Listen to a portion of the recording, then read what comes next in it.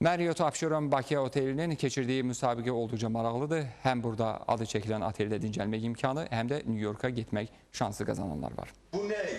Marriott Abşeron Bakı Otelinin ad günü ilə bağlı müsabiqə keçirildi. Müsabiqədə otelin daimi müştəriləri, xarici qonaqlar və Avroviziya 2013 müsabiqəsinin ikincisi olan Fərid Məmmədov iştirak etdi.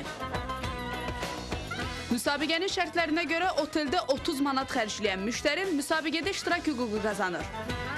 2 nəfərlik New York'a hədiyyə təqdim edirik və qalibimizi gözləyirik, həmən hədiyyəni ona təqdim edirik. Fərid Məmmədov siyahıdan xoşbəxt qalibin adını çıxarır.